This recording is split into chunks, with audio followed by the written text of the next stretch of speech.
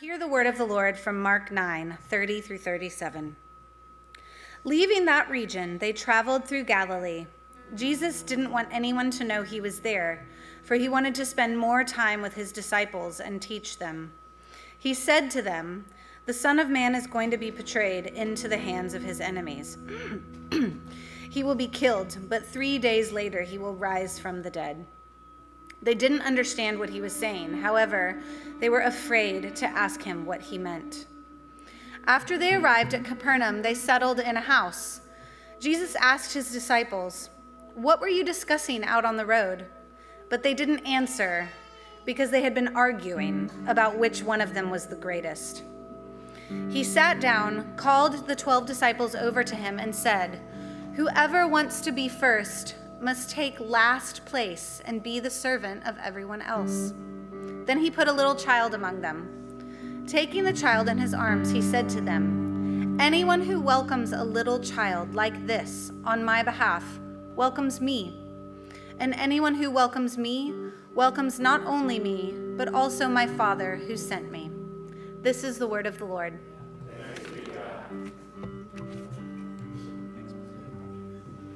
You may be seated.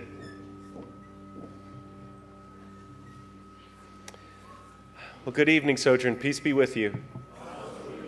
It's a true joy to be with you all this evening. If you're a guest with us or visiting, my name's Jonah. I'm one of the pastors here at Sojourn. It really means a lot to us that every year, it just blows my mind that people stay up till 11 o'clock at night to come to our little church. And it feels like a real privilege you'd make us part of your holiday tradition this year. So thank you so much for being with us. Made it through two hilarious services this morning. I thought they were hilarious just because you see how many children that we have. I think we only lost one, but it was only for just a little bit. And then they found him. But there's just something magical about, at least for me, I've got 3 little ones, leaving the house, it's dark. You come over here, it's dark. We have the purpley mood lighting on the stage. Everything's just kind of dark, which is fitting for Advent. And here we're at the end of Advent, the season of longing and waiting that's about to give way to light. But Christmas, the Christmas season as the church considers it, starts in darkness. And our stories, if you think about it, all of our stories begin in darkness. Certainly the darkness of a mother's womb, perhaps, but there was darkness even before that. Darkness was upon the face of the deep, Genesis tells us. Try to imagine what that must have been like, the darkness that was before anything was. Darkness over the face of the deep. Have you ever experienced a darkness you can feel? Have you ever experienced a darkness that's so dark it has weight to it? It brings your shoulders low. It may be the kind of darkness that makes you wrap your arms around yourself to feel a little safe. And into that kind of darkness, a darkness so deep, God said, "Let there be light." That's all it took. It's for God to say, "Let there be light." And so there was light. A few words, and light pierced the darkness over the face of the deep. And so it is from the very beginning of our story that God tells us that the smallest light can pierce the deepest darkness. It's a fascinating thought that I've been chewing on for over a month now. A pin light, a little tiny pin light, can pierce caverns of darkness. A candle flame can push back the midnight of a sleepy house on Christmas Eve. The smallest of lights can pierce the deepest darkness. So when it comes to the darkness in our lives and world, which isn't, as you get older, aren't holidays just so strange, how happy and sad they are at the same time? The conflicting emotions of it. When it comes to the darkness in our lives and in our world, we cannot conclude that the light is not shining. We cannot conclude that the light cannot shine or that the light cannot win. Have you noticed that light always wins when it's pointed at darkness?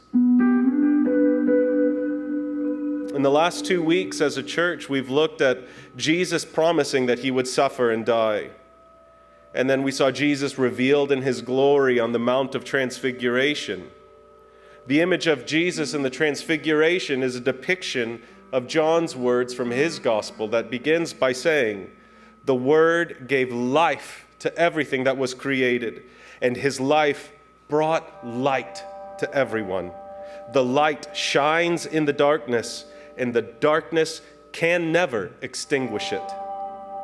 Jesus, the light of the world, has been revealed. His light pushes back the darkness. But maybe you wonder then, why do things so often still feel so dark? Let's try to see ourselves for a moment. Jesus continues teaching the disciples after the Transfiguration. It says he wanted to go and be alone with them so he could teach them. In Mark chapter 9, verse 31, he says to them again, "The Son of Man is going to be betrayed into the hands of his enemies. He will be killed, but 3 days later he will rise from the dead." Why do they miss the good part of this story? Isn't it interesting how people tend to focus on the bad news to the point where we miss the good news? Let's try to be generous with the disciples here. You know, the story, shocker, you're in a church and we're talking about Jesus dying and resurrecting. Maybe that's not a big surprise to you. This story would have been scandalous and stunning to Jesus' disciples. It was shocking to them. The last time Jesus said this, Peter rebuked him, and Jesus called Peter Satan. They don't understand. Jesus was supposed to push back darkness, not be overcome by darkness. So, verse 32, they didn't understand what he was saying, and they were afraid to ask him what he meant. One of the reasons that darkness lingers is because those with light refuse to face the dark. Are we not so like the disciples here, afraid and confused? This morning, I sat down here and was surrounded by the children of our church, and I asked them, "What are you afraid of?" And it was amazing how many things little kids have to be afraid of. And in both services, eventually, one of the children said they were afraid of the dark. Almost universally, little ones are afraid of the dark. I imagine some of us in here are still afraid of the dark. And how do we handle the fear of the dark? How did you handle it when you were little? Maybe you crawled in bed with mom and dad. Maybe you hid under a blanket. Maybe you turned on a show. We find a way to act like the darkness is not there. And I don't think that's so different than what you and I do today. Maybe you can think of something that you're afraid of today. Something you're afraid of that you brought in with you this evening. Maybe you can think of all the ways you try to act like the darkness isn't there. The disciples don't want to talk about Jesus' death, not because they're dumb. I think it's because they don't want to imagine life without Jesus. They were so stunned by him saying he had to die, and the fear was so great in them at the idea of losing Jesus, they couldn't even hear the bit about the resurrection. All they could hear was death, sadness, darkness. Have you ever noticed what happens when you avoid the darkness in your life? Have you noticed how it only tends to create more darkness? Like that child afraid of the dark, hiding under dark covers. Ignoring the places of fear, the places of pain, the places of confusion in our lives will not make them go away. Instead of facing their fears, the disciples begin arguing. Jesus stops them at one point and basically says, "What are you fellas talking about?" But, verse 34, they didn't want to answer because they had been arguing about which one of them was the greatest. So instead of talking about Jesus' promised death, we could just talk about who gets to be in charge in heaven. Instead of facing the darkness, let's just hide under the covers. Jesus has two responses that I find absolutely fascinating. In verse 35, he says, "Whoever wants to be first must take last place and be the servant of everyone else." You know what's missing here? Jesus yelling at them for wanting to be great. Do you notice Jesus doesn't rebuke them for wanting to be great? It's not wrong to want to be great, apparently. He doesn't call them Satan like he did to Peter. The desire that they are expressing is not bad. It's not bad to want to be significant or important or to be great. Going just a little bit deeper, trying to think like the disciples maybe thought, wanting to avoid the pain of imminent death is not bad either. Jesus likely understood their fear, and he doesn't rebuke them for it here. He doesn't say what you want is bad, but he says the way you're trying to get it will not work. He's saying the way to get what you want is not what you expect. Greatness in his kingdom is not what they expect. Breaking through the darkness in his kingdom is not what they would expect. In fact, it is perhaps just the opposite of what they were thinking. So what does greatness in Jesus' kingdom look like? Then he put a little child among them. Taking the child in his arms, he said to them, "Anyone who welcomes a little child like this on my behalf welcomes me. And anyone who welcomes me, not only me, but also my Father who sent me." Jesus says if you want to be great, you need to be a servant. And he says if you want to face your fears, you need to become like a little child. And you need to welcome those who come to you like little children. And what might that mean for us? Here we are on the edge of darkness. A few hours will celebrate the coming of the light. When a child is afraid of the dark, they go to their mom or their dad and they ask for help. They take the hand of mom or dad, and the child faces the darkness because mom and dad is with them. They know that with their father, they know that with their mother, they are safe. And what will mom bring with her when she takes me back to my room? She'll bring me a nightlight. Dad will put up my star projector. This morning, we handed out little flashlights to kids. And we learned in the first service that if you give kids flashlights, they'll shine it in the faces of the people on stage. Should have thought about that. If you're 79 or under and you want a flashlight, we have more at the welcome table, so you can grab one on the way out.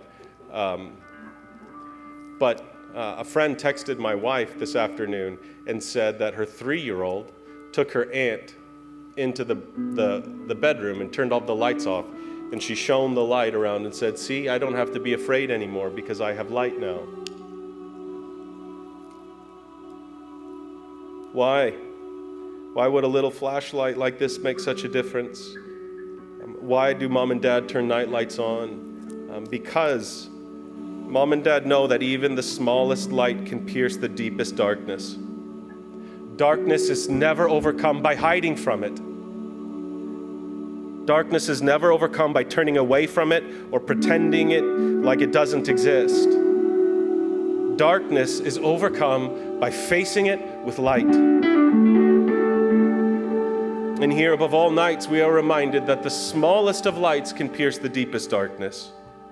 And so tonight we remember that Jesus, the Messiah, the Son of God, has come and he has pierced our darkness. He came to us not just like a little child, but as a little child, helpless and vulnerable, needy and dependent. He came born into literal darkness to become the light of the world.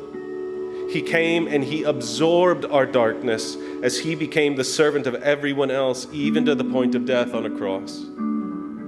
Jesus came, the smallest of lights, born of a teenager in a Middle Eastern village. And he has not only pierced the darkness, but he has overcome it. The smallest light can pierce the deepest darkness. So the invitation for each of us, wherever we are on our journey and whatever we're carrying or whatever we're facing, is to receive the light of Christ so that you can face your darkness. Cling to the light of Christ, and you will watch him overcome your darkness. The smallest of lights can pierce even the deepest of darknesses. Grateful that you all would join with us this evening and wish you the most Merry Christmas. If you're willing and able, please stand with me and we'll pray.